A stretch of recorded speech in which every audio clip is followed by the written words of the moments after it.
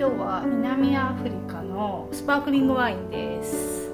安うまだよね。ね、これ安いけど美味しいよね。はい、乾杯です。いただきます。はい、どうぞ。サラダね。残ってたやつね。私もこれはこのままつまみにしちゃう。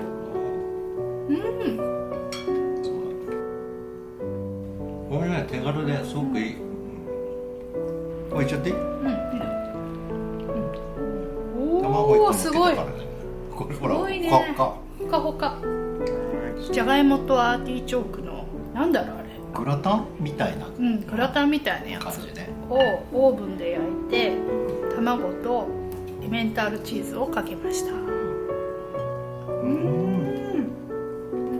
も味付けちょっと薄めだね。ちょっと甘めだけどね。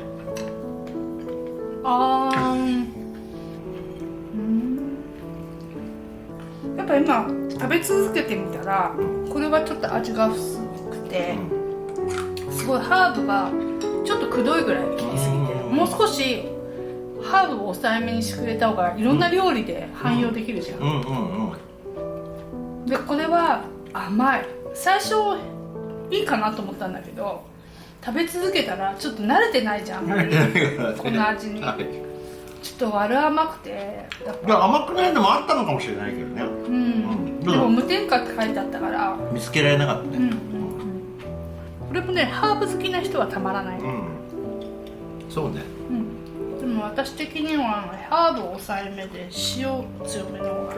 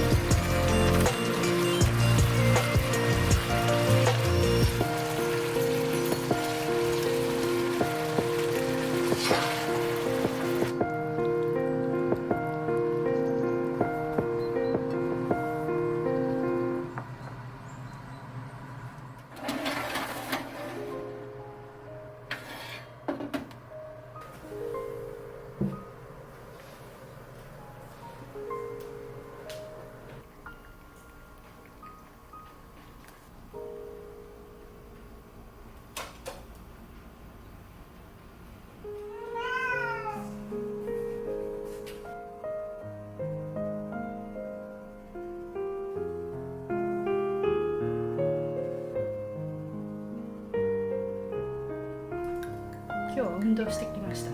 汗かいて美味しいよ。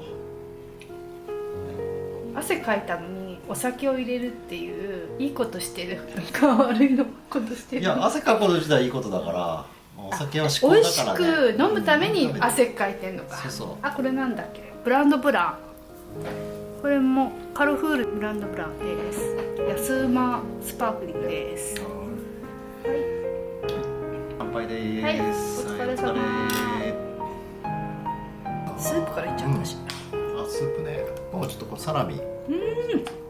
カルフールのサラミね。これね、あれだ。お酢入れたらガスパチョだ。サラミがめっちゃ美味しい。あ、そう。これいいね。